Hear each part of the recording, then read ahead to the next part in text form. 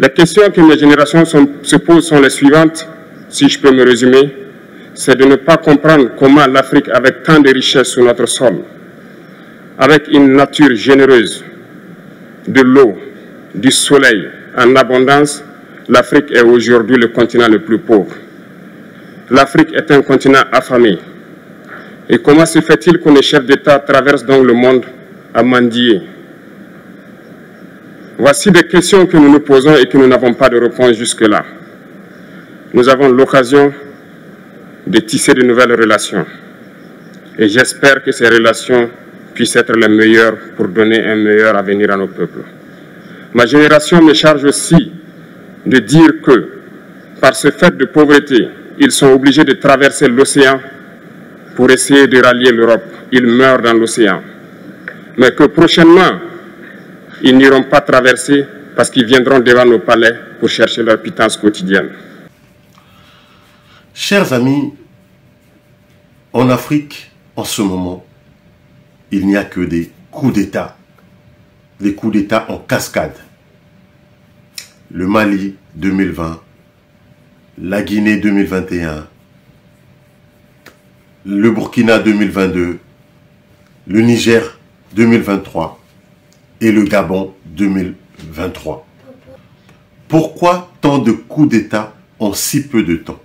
En 3 ans, 7 coups d'État en Afrique. Alors, qu'est-ce qu'on peut en déduire de tous ces coups d'État? Est-ce une coïncidence? Il n'y a pas de fumée sans feu. Parce que même quand on couvre le feu, la fumée va toujours apparaître. Vous pouvez couvrir le feu autant que vous voulez. Mais tant qu'il n'est pas éteint, la fumée va apparaître. C'est pourquoi on dit qu'il n'y a pas de fumée sans feu. À chaque fois qu'il y a de la fumée, c'est-à-dire qu'en dessous, il y a du feu. Et peu importe la durée de la nuit, le soleil finit par apparaître. Alors, tous ces coups d'État en Afrique vont permettre au soleil d'apparaître afin de rayonner et apporter la vie meilleure aux Africains. Je vous laisse me dire en commentaire ce que vous pensez. Mais regardons d'abord cette vidéo et on en discute après. Si vous voyez au niveau de la CEDEAO, les problèmes, c'est dans les pays francophones. C'est dans les anciennes colonies françaises qu'il y a les problèmes. Aujourd'hui, c'est en Guinée, au Burkina, au Mali, au Niger, alors qu'avant, il y a eu des problèmes ailleurs. Mais aujourd'hui, les pays non francophones là, sont un peu tranquilles. Même dans le reste de l'Afrique, les pays non francophones sont un peu tranquilles. Mais c'est dans les pays francophones là. Ah là là. Oui, oui. Alors, vous voyez, il faut ouvrir les yeux.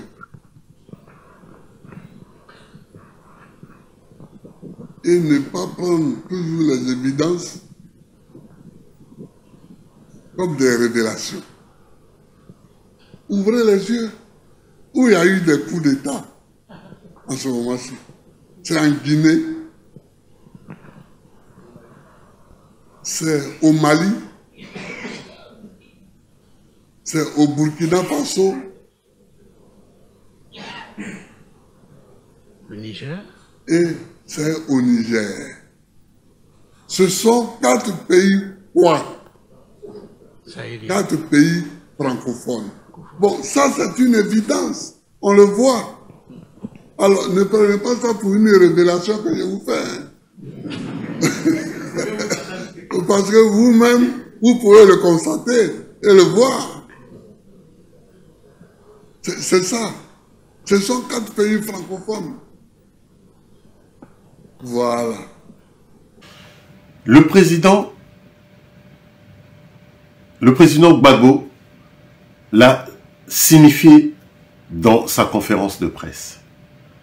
Ce qui se passe aujourd'hui dans les pays francophones, ce n'est pas une révélation, c'est une évidence, ça saute aux yeux, ça saute dans nos yeux.